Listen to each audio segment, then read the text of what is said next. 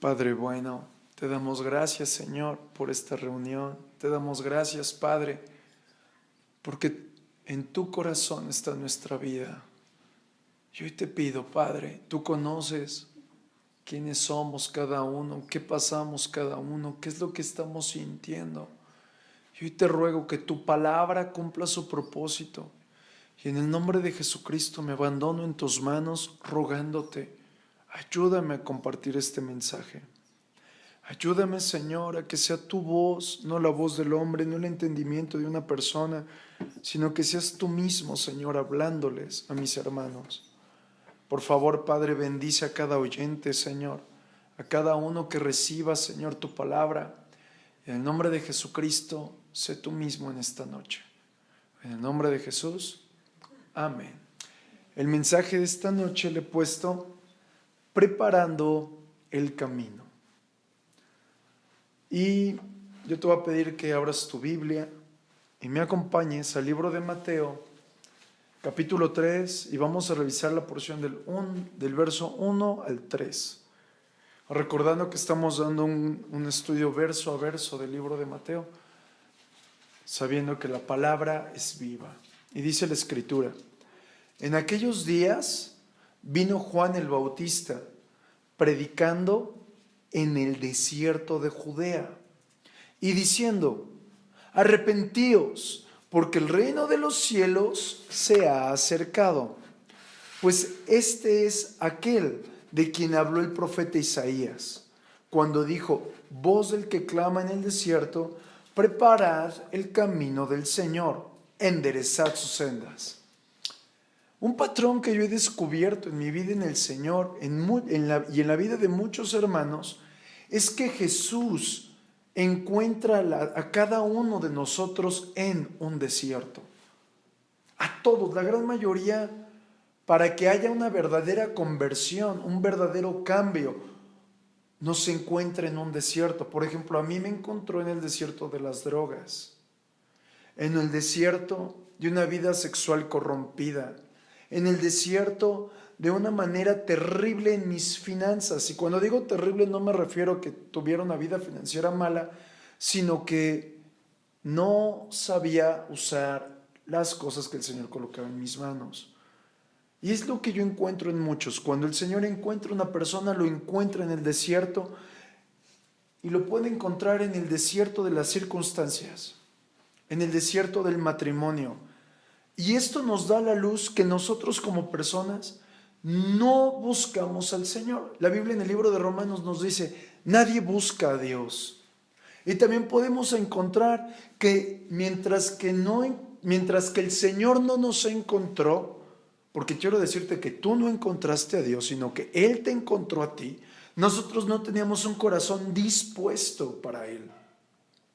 Tampoco podemos decir: es que el Señor vio algo bonito en mí, por eso me acercó a Él. No, no tenemos ninguna buena habilidad, ninguna buena cualidad, y aún tampoco tenemos una educación rescatable o algo que Dios diga: vale la pena que esto lo guardes. No. Por eso yo encuentro que Juan el Bautista les predicaba en el desierto. Pero algo también que quiero sobresaltar es que fue la misericordia del Señor la que nos alcanzó y la cual puede provocar un genuino cambio en cada uno de nosotros, marcando un antes y un después, lo que es el nuevo nacimiento. Amén.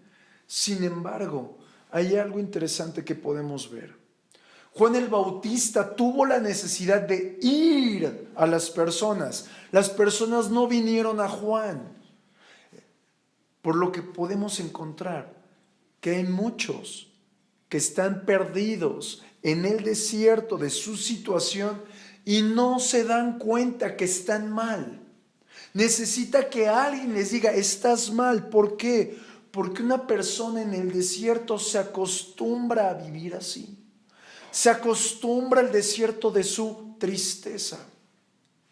al desierto de su sufrimiento, al desierto de su abandono, al desierto de la enfermedad. Y es ahí donde entonces llega un Juan el Bautista a decir, tienes que corregir tu camino, tienes que transformar tu manera de vivir. ¿Para qué? Para que ahora tu corazón esté dispuesto al Padre y tu situación sea totalmente cambiada. ¿Y cómo la situación es cambiada? Por medio del Evangelio, por medio de las buenas noticias. Yo escuché hace mucho un pastor que torpemente decía, es que yo les he cambiado la vida. Perdóname. No, el único que cambia es el poder de la palabra del Evangelio por medio del predicador. El predicador solamente es un vaso, el cual puede romperse, el cual puede sufrir alguna enmendadura, pero el contenido, que es la gloria de Dios, es lo que provoca el cambio en cada uno. Cuando anunciamos las buenas noticias. Y lo primero que hace Juan es decirles, arrepiéntanse. Arrepiéntanse, es tiempo de arrepentimiento. ¿Y qué significa esto? ¿Por qué Juan dijo esto? Porque les está diciendo, ustedes no conocen, no han vivido, no han experimentado a una persona que está a la puerta y que quiere entrar en ti. Es decir, Juan les está diciendo, cuidado, tienes que desempolvarte, tienes que permitir que el Hijo de Dios entre en tu vida, pero para ello necesitas algo, arrepentimiento. El arrepentimiento involucra una cosa, bueno, involucra varias, y quiero enseñarte qué es lo que involucra el arrepentimiento. Ser consciente de que hemos causado ofensa al Señor. Que nuestras ofensas provocaron que Jesús mismo viniera para pagar el rescate de cada uno de nosotros a precio de sangre. El arrepentimiento también involucra comprender que dentro de mí hay maldad. Y esa maldad da luz al pecado. Y el pecado es la pronta acción a ofender a Dios.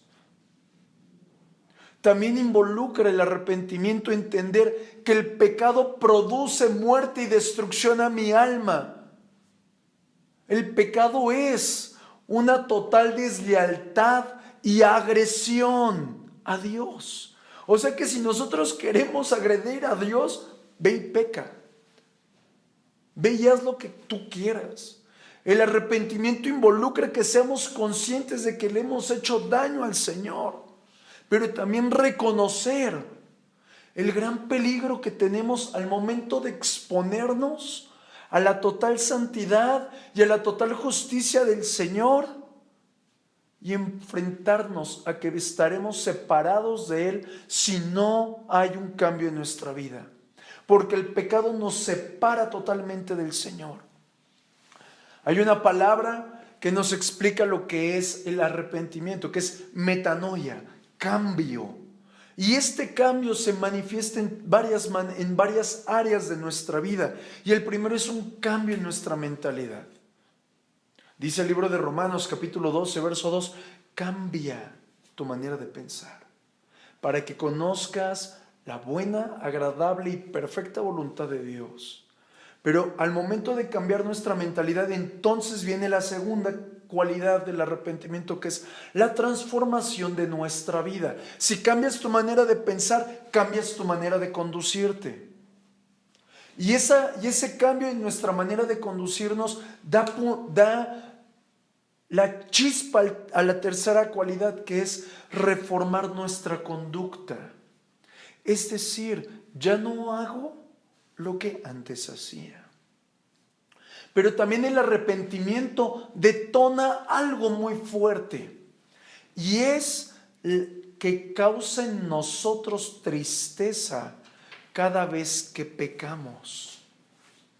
Yo no sé ustedes, cada vez que yo voy y peco deliberadamente o a lo mejor sin querer, siento tristeza en mi ser interior porque sé que le fallé al Señor. El primer anuncio que hace Juan, entre líneas yo puedo encontrar que les dice, Para que ustedes reciban el reino de Dios, voluntariamente tienen que soltar su pasado. ¿Y soltar el pasado qué es? Mi antigua manera de pensar, mis antiguas conductas. Permitir que el Señor transforme mi vida. Pero para esto necesito voluntariamente, no esa fuerza, que el Señor tome mi vida. Por eso muchas personas se hace llamado al altar para que vengan al arrepentimiento. Ustedes lo ven en la casa del Señor. Muchos vienen, la mayoría viene. Yo necesito un cambio, pero no lo viven. Porque voluntariamente no ceden el camino al Señor. La única manera en la que nosotros podemos transformar nuestra vida es preparando el camino para el Señor. ¿Y cómo lograr esto? Enderezando las sendas. Ahorita voy a explicar lo que son las sendas, pero el que endereza las sendas es voluntariamente le cedo el lugar al Espíritu Santo, y el Espíritu Santo, quien es el maestro, quien es el perito arquitecto, endereza la senda. Y quiero que ahora te pongas en el lugar donde estaba predicando Juan. Dice la Escritura que él estaba en el desierto, y él en ese lugar le predicaba a los fariseos, a los saduceos, a los escribas, a los maestros de la ley, a los intérpretes. Y aquí me muestra algo muy fuerte. Me muestra el perfecto anuncio que marca en el corazón del hombre que era un tiempo de cambio. ¿Un tiempo de cambio de qué? Como había visto el Señor, que la ley no salvaba a nadie y que nadie practicaba la ley correctamente. Entonces vino Juan a decirles: ustedes, para que sean transformados, tienen que cambiar de la ley a aceptar al Hijo de Dios y tomar cada promesa que Él ha hecho, porque Él es el único que les va a producir en ustedes que su vida sea fructífera, sea sanada y puedan vivir en una perfecta unidad con el Señor. ¿Por qué? Porque la ley nunca permitió que la gente se acercara a Dios. Pero aquí hay un punto importante. Muchas personas, al pensar que el tiempo de la gracia se inaugura en este momento que te estoy predicando, del momento en el que predica Juan el Bautista, muchos piensan que entonces tenemos que dejar de vivir la ley, que tenemos que dejar por un lado el Antiguo Testamento, y no es cierto. La ley nunca fue destituida. ¿Por qué? Porque la ley nos define cómo conocer, cómo amar, cómo adorar, cómo unirnos y cómo agradar al dueño de la ley. Mira lo que dice la Escritura.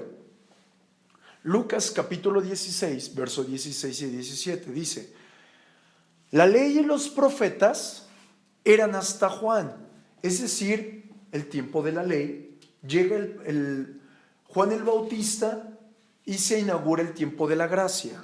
Y continúa la palabra.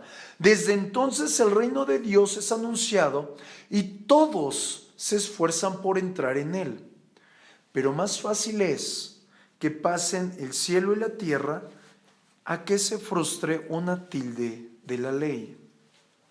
Es decir, que la ley no desapareció. Ya no vivimos bajo los sacrificios, ya no vivimos acotados a si yo peco me voy a morir, sino la ley me enseña lo agradable y lo desagradable al Señor. Todas aquellas personas que escucharon a Juan predicar, todos ellos conocían la ley, todos, pero no la practicaban.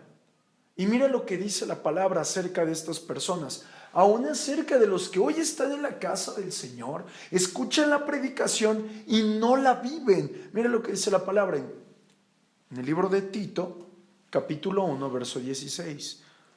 Profesan conocer a Dios, pero con los hechos lo niegan, siendo abominables y rebeldes, reprobados en cuanto a toda buena obra. El hecho de que en el tiempo de Juan se haya abierto la gracia, se inaugura el tiempo de la gracia, nos da acceso a nosotros a vivir, a conocer la Escritura, pero por medio del poder del Espíritu Santo. Ya no solamente a causa de una enseñanza de hombre, sino ahora por medio del Espíritu de Dios, quien nos guía a toda verdad. La predicación de Juan el Bautista nos muestra claramente que Dios no es lejano al hombre, sino que el deseo de Dios es vertirse, impartirse en nosotros. ¿Para qué? Para que realmente haya un verdadero arrepentimiento en el hombre. La Escritura nos habla de que a nosotros, los gentiles, el Señor nos dio arrepentimiento para vida. Nos dio la manera de cambiar nuestra manera pervertida y destructiva de vivir a tener la vida del Señor en nosotros. Muchos de nosotros no entendemos la gracia. ¿Por qué? Porque la gracia es algo que el Señor nos da por regalo para recibir todo lo que Él ya hizo.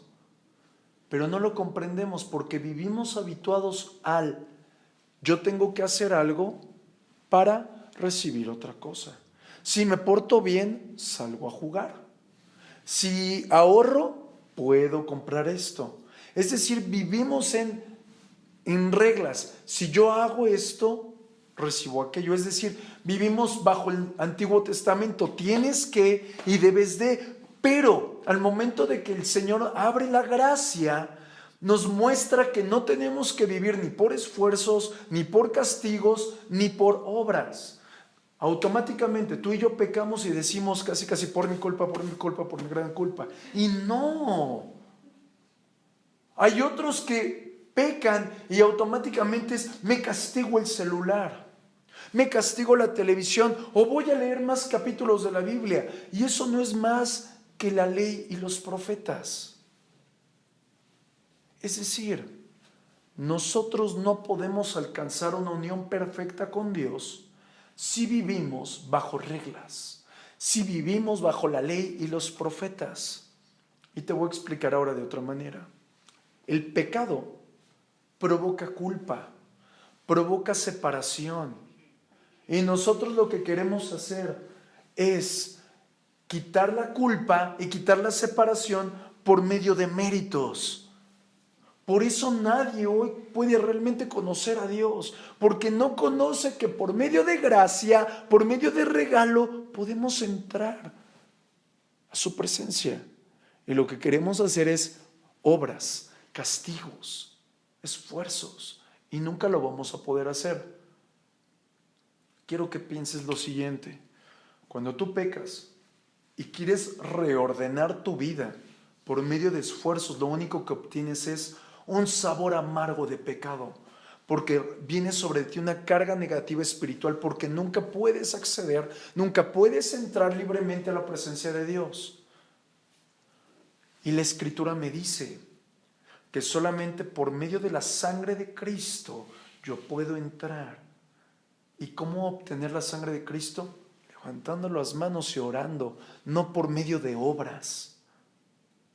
Es ahí donde se abrió el tiempo de la gracia. Si nosotros observamos la predicación de Juan, no fue dentro del templo, fue en el desierto. Es decir, que Juan no se dirigió ni a los religiosos ni a los que vivían con ciertas prácticas espirituales, sino que fue al aire libre. Aquellos que deambulaban en su pecado y en su delito, en aquellos que realmente necesitaban la gracia de Dios, en aquellos que les surgía conocer a Dios pero no sabían cómo. A esos fue a los que fue a predicarles Juan, lo cual nos marca el punto exacto de la iglesia para ir a evangelizar a la calle y no centrarnos en nosotros en un lugar de 4 paredes, de un techo y de un piso y predicar, que es bueno, pero el evangelio tiene que ser predicado a toda criatura fuera de 4 paredes. Es decir, la gracia nos da el poder para entender que el deseo de Dios es manifestarse todo lo que es Él aquí en la tierra.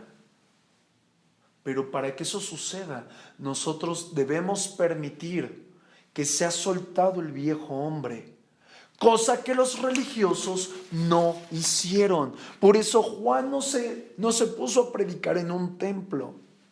Y quiero que lo veas. Los religiosos no aceptaban la gracia. Ellos aceptaban sus obras. Por eso no aceptaban a Jesús, por eso no aceptaban a Juan, por eso a Juan lo decapitaron y a Jesús lo torturaron. Porque ellos querían más la gloria de los hombres que la gloria de Dios. Y podemos ver aquí un cambio abismal de lo que es el Antiguo Testamento y lo que es el Nuevo Testamento. El Antiguo Testamento todo giraba en torno al templo. Pero en el Nuevo Testamento, en el Nuevo Pacto, todo gira en torno a la obra de Jesús y a la obra que hace el Espíritu Santo, donde quiere el Espíritu Santo, por medio de quien quiere el Espíritu Santo, no centrado a un templo, no centrado a un pastor, no centrado a un grupo, sino por medio del que quiere el Espíritu Santo. Por lo tanto, nuestra vida está condicionada a cuánto permitimos que el Espíritu Santo se manifieste en nosotros. ¿Cuánto permitimos que el Espíritu Santo viva en nosotros? ¿Por qué? Porque el Señor, nuestro Dios, ya no quiere, ya no acepta adoración conforme al Antiguo Testamento. ¿Y qué es eso? Lineamientos, reglas, protocolos dados por los hombres. Porque si el hombre es capaz de dar una regla, también será capaz de tomar la gloria. Nosotros no tenemos que vivir en eso. El Señor está buscando una adoración genuina, un amor puro de un corazón que recibió la gracia. Volvamos a ver algo interesante. Juan el Bautista predicó en el desierto. El desierto nos denota muchas cosas. El desierto puede representar a aquellos que estaban sumergidos en sus leyes, en sus reglas, en el esfuerzo humano, en su religión, en su cultura, en el entendimiento carnal. Es decir, que todo aquello que nosotros busquemos hacer en la carne para Dios no sirve. Por eso Jesús, al momento de venir, Dios mismo que estaba en los cielos, de venir, Dios mismo aquí en la tierra manifestado en carne, era porque quería que las cosas cambiaran. Era porque Él vino a transformar lo antiguo por lo nuevo, a desechar lo antiguo y colocar lo nuevo. Es decir, que el Señor Jesús vino a edificar de manera diferente la iglesia. Pero ¿qué le pasó a los religiosos? Que ellos querían la gloria del hombre y no la gloria de Dios. Y justo es ahí donde Juan se aparece y les dice: arrepiéntanse, experimenten un cambio en su manera de pensar, experimenten un cambio en su manera de vivir. ¿Por qué? Porque el fruto de sus pensamientos, el fruto de sus ideas los llevará al remordimiento y nunca vivirán un verdadero arrepentimiento. Es decir, Juan les dijo: permitan que Dios cambie su propósito, su condición, su posición, porque si no jamás vivirán el reino de Dios. De lo cual podemos comprender que la manifestación del poder de Dios radica en que el hombre camine tomado de la mano de Jesús, guiado por Jesús, transformado por Jesús, porque el reino de los cielos, dice la Escritura, se ha acercado y está entre vosotros, y es Jesús mismo en nosotros. Por eso la Escritura dice que Él es el Rey de los reyes. Por lo cual podemos ver que todo aquello que hagamos alejados de Jesús, sin Jesús, nos alejará de su reino. Por eso mismo nosotros tenemos que comprender que para experimentar un genuino arrepentimiento necesitamos algunas cosas que ser conscientes. Y la primera es que al momento de que venimos al Señor y echamos mano de la sangre de Jesús, es desbaratada la culpa por el pecado. Y todo esfuerzo humano es arrancado, es destruido, porque muchos de nosotros queremos agradar a Dios por medio de nuestros esfuerzos. Y automáticamente cuando echamos mano de la sangre de Jesús, tanto el esfuerzo humano como la culpa por el pecado es lavada. Y ahí entonces Jesús se manifiesta en nosotros y por nosotros. Vamos juntos hasta aquí. Es decir, que es necesario que permitamos que el Espíritu Santo obre de manera genuina en nosotros. Pues las cosas de Dios no las podemos discernir, ni vivir, ni experimentar tras un esfuerzo en la carne, por un esfuerzo natural. Por eso Juan el Bautista exhorta a la gente y les dice: arrepiéntanse. Y en el libro de Marcos, capítulo 1, verso 15 nos dice: el tiempo se ha cumplido y el reino de Dios se ha acercado. Arrepentíos y creed en el Evangelio. El reino de Dios es constituido por muchos creyentes regenerados. El reino de Dios, la cabeza del reino de Dios es Jesús mismo y los súbditos, los creyentes. Por lo tanto, el creyente, nosotros, nos tenemos que acoplar a lo que dice el Rey. Por eso la Escritura nos dice que Jesús vino a servir, no a ser servido. El primer punto que nosotros debemos practicar: no vine a ser servido, vine a servir. No vine a implantar mi razón, vine a aplicar, a practicar, a acoplarme totalmente yo a la palabra, no la palabra a mí. Porque cuando acoplamos la palabra a mi vida, entonces vienen muchos, lo que podemos conocer como el hecho de que surgen muchas divisiones. Yo acomodo este verso a mi manera, yo acomodo esta enseñanza a mi manera de pensar, y la palabra no se trata de eso, es yo me acoplo a la palabra, no acoplo la palabra a mi necesidad. Y en estos dos puntos, tanto el servir como el tener la razón, siempre han sido el punto de fractura de muchas familias, de muchos matrimonios, de muchas iglesias. ¿Por qué? Porque las personas quieren involucrar e implantar su reino y no recibir el reino de Dios. Por eso Juan les dijo: arrepiéntanse, arrepiéntanse. No les toca involucrar lo que ustedes quieren, les toca a ustedes vivir en el reino de Dios. Y es aquí donde surge una pregunta: ¿en dónde y cómo se manifiesta el reino? Y lo dice la Escritura en Mateo capítulo 16, verso 18 dice: y yo también te digo que tú eres Pedro, y sobre esta roca edificaré mi iglesia, y las puertas del Hades no prevalecerán contra ella. Y a ti te daré las llaves del reino de los cielos. Y todo lo que atares en la tierra será atado en los cielos, y todo lo que desatares en la tierra será desatado en los cielos. Si observamos la palabra iglesia y la palabra reino de los cielos, son totalmente lo mismo. Son sustituibles la una por la otra. La iglesia es el lugar donde se manifiesta el reino de los cielos. El reino de los cielos fue establecido en la iglesia. ¿Y cómo sucedió todo esto en el día de Pentecostés? Siendo el autor el Espíritu Santo, Él vino y se manifiesta a la iglesia, al conjunto de creyentes en Jesucristo, impartiendo todo lo que hay en el cielo sobre de ellos.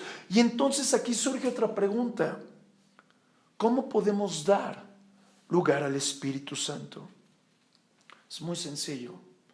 Y quiero que nos transportemos a la iglesia del tiempo de los Hechos.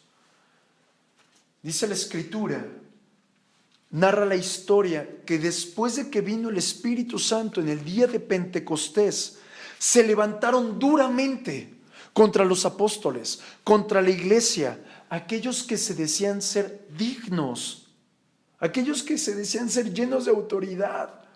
Y en ese momento se levantan y entonces el apóstol Pedro se tiene que levantar y decirles, a ver, espérense, lo que ustedes están viendo, la manifestación del reino es decir, que el hablar en nuevas lenguas, hablar en idiomas diferentes, ver sanidades extraordinarias y ver esas lenguas de fuego no es más que el reino de los cielos entre nosotros.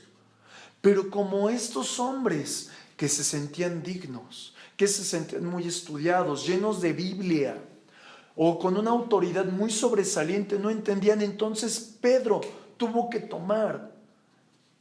darle ciertas condiciones a ellos para que se transformaran. Son las mismas condiciones que el Señor nos habla a nosotros en este día para que seamos transformados y renovados y realmente demos lugar al reino de los cielos en nuestra vida. Mira lo que dice el apóstol Pedro, lleno del Espíritu Santo, acompañado de la iglesia. Él le dice a esos hombres, Hechos capítulo 2, verso 36. Sepa pues ciertísimamente toda la casa de Israel que a este Jesús, a quien vosotros crucificasteis, Dios le ha hecho Señor y Cristo. Al oír esto se compungieron de corazón y dijeron a Pedro y a todos los apóstoles, varones hermanos, ¿qué haremos? Pedro les dijo, y mira, presta toda atención, es lo que nosotros tenemos que hacer. Arrepentíos. Lo mismo que dijo el apóstol Juan el Bautista, perdón. Arrepentíos y bautícese cada uno de vosotros en el nombre de Jesucristo para perdón de los pecados, y recibiréis el don del Espíritu Santo, porque para vosotros es la promesa, y para vuestros hijos, y para todos los que están lejos, para cuantos el Señor nuestro Dios llamare. Fíjate, lo primero que está haciendo el apóstol Pedro es diciéndole, ¿saben que ustedes religiosos no nos vean a nosotros? Quiten sus ojos de la circunstancia. Quiten los ojos de todo lo que están viendo, el bullicio de la gente, y coloquen sus ojos en el autor de la vida, Jesucristo. Coloquen sus ojos en la cruz. Es decir, lo que nosotros nos está llamando es, deja de ver lo que tú quieres hacer, lo que tú quieres imponer, la manera en la que tú quieres vivir, y comienza a mirar la cruz, porque en la cruz te es revelado Jesucristo como Señor. Mira la cruz, porque en la cruz vas a ver al dueño de lo visible y de lo no visible. Vas a ver a aquel que el Padre envió para transformar tu corazón, al unigénito de Dios, al ungido de Dios, aquel que envió con una misión aquí en la tierra para que transformara tu vida. Es lo que le está diciendo el apóstol Pedro a todos ellos y nos lo dice a nosotros. Es decir, nos está diciendo, sean conscientes de la obra de la cruz, porque a causa de vuestro pecado, si tú reconoces que en la cruz fue llevado tu pecado, te darías cuenta que tu premio por pecar era el infierno. Y si comprendes eso, sabrás que necesitabas a un Salvador. No necesitabas obras, no necesitabas golpes de pecho, necesitabas a uno que te librara. Por eso el apóstol les dice, miren hacia allá. Y nosotros tenemos que mirar hacia la cruz. Y en ese momento, cuando te cae el 20, viene entonces el Espíritu Santo y te enfrenta a tu realidad. Y te hace consciente de que el Señor te amó tanto, que no quiere Él que te pierdas, sino que tengas vida eterna y tengas un cambio radical en tu vida. A eso el apóstol Pablo le dice, se compungieron en su corazón. porque todos los oyentes comprendieron que estaban en delitos, en pecados, estaban llenos del yo y lo que tenían que hacer era estar llenos de Él. Y cuando nosotros somos conscientes de que también estábamos muertos en delitos y pecados, podemos saber que nuestro premio era el infierno y que Jesús, al momento de venir, desató gracia, regalo no merecido para todo aquel que creyera en Él. Por eso Pedro, inspirado por el Espíritu Santo, nos dice: mira la cruz, mírenlo a Él, porque Él es Señor y Cristo. Y la segunda advertencia que da el apóstol Pedro a todos los oyentes era: bautícense en el nombre de Jesucristo.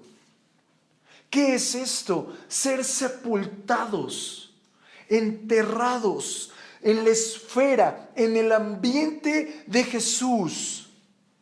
Ser bautizado involucra toda la obra que hizo el Padre, todo lo que hace el Hijo y el hermoso amor del Espíritu Santo. Ahora ese es nuestro hábitat. El bautismo significa sean unidos espiritualmente con Dios. Es decir, ser unido espiritualmente con Dios está desechando totalmente, quitando, arrancando todo esfuerzo humano que tú quieras hacer por acercarte a Dios. Ser sumergido en el Señor significa recibir todo su perdón, recibir toda su muerte, recibir toda la manifestación gloriosa del poder de Dios manifestado en Jesús, cuando Dios el Padre sienta a Jesucristo a su diestra sobre todo principado, sobre toda potestad, sobre toda hueste de maldad, y nos la da a nosotros como regalo. Es decir, que la bendición del creyente inicia cuando sabe que necesita un Salvador. Es lo que el apóstol Pedro le decía a ellos. Pero no solamente es necesitas un Salvador. Ok, voy a buscarlo. ¿Dónde? ¿Dónde los venden? No, necesitas un Salvador, pero ese Salvador ya lo proveyó Dios el Padre, siendo Él el medio, siendo Él la senda, siendo el camino a tu eternidad y una vida diferente. Es decir, que la evidencia de recibir el arrepentimiento es la evidencia que produce el Espíritu Santo en ti, provocando que te apartes de tu pecado, de tu delito, y entonces tengas un acceso a disfrutar todas las riquezas de Dios. Es decir, el arrepentimiento no solamente es el cambio de dirección, sino que involucra todo lo que te he explicado. Arrepentíos, arrepentíos. ¿Para qué? Para que puedas disfrutar todas las riquezas de Dios el Padre. ¿Y cuáles son parte de esas riquezas? Segunda de Corintios nos lo explica. Capítulo 13, verso 14. Poder disfrutar la gracia del Señor Jesucristo, el amor de Dios y la comunión del Espíritu Santo. Es decir, su gracia, su amor, su comunión. Nos deja ver la escritura que era Juan, lo que le decía a la gente: arrepiéntanse, porque hay algo más grande de lo que ustedes piensan. Arrepiéntanse, dejen lo antiguo, entren a lo nuevo y vivan por ello. Era la manifestación del reino de los cielos aquí en la tierra. Pero si te das cuenta, hace rato te dije, ese Salvador ya proveyó una senda.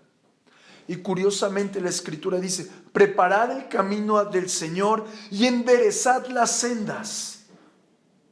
¿Qué significa esto? Esto nos habla de algo muy interesante. Todo corazón, el corazón del hombre, el corazón de la mujer, siempre avanza y traza sendas, caminos. La Biblia En el libro de Proverbios nos dice, hay caminos que para el hombre le parecen buenos, pero son caminos de muerte. Es decir, que el corazón del hombre traza automáticamente sendas que siempre son diferentes a las sendas de Dios. Y el arrepentimiento produce que tú tomes a Jesús y Él haga sendas en ti. Es decir, que Él mismo sea esa senda en ti, a fin de que tu alma tenga un verdadero arrepentimiento. Quiero recordarte lo que involucra tu alma, tu corazón, tu mente, tus emociones, tu voluntad. Esos 4 puntos deben ser totalmente rendidos al Señor cuando viene un verdadero arrepentimiento. Y entonces es el Señor el que sustituye el camino anterior por un camino de genuino arrepentimiento. Y el momento de que sucede esto en tu vida, ahora tú pasas a ser ese Juan. Ahora tú te conviertes en ese Juan, el cual puede ir por las calles a anunciarle, arrepiéntanse, porque el reino de los cielos se ha acercado. Mire lo que dice la Escritura, libro de Lucas, capítulo 1, verso 16. Y hará que muchos de los hijos de Israel se conviertan al Señor Dios de ellos, e irá delante de él con el espíritu y el poder de Elías, para hacer volver los corazones de los padres a los hijos y de los rebeldes a la prudencia de los justos, para preparar al Señor un pueblo bien dispuesto. Por eso nosotros, cuando hemos vivido el arrepentimiento y sabemos que el Señor está haciendo sendas en nuestra vida, ahora nos toca a nosotros no perder ni una sola oportunidad de predicar que el reino de los cielos se ha acercado. Jesucristo no es lejano. No podemos permitir que esas miles de personas se pierdan en el desierto, en la desesperación, porque ahora en nosotros está toda la capacidad, toda la posibilidad del Espíritu Santo manifestada en nosotros para ir con uno y hacer que ese uno experimente el reino de Dios.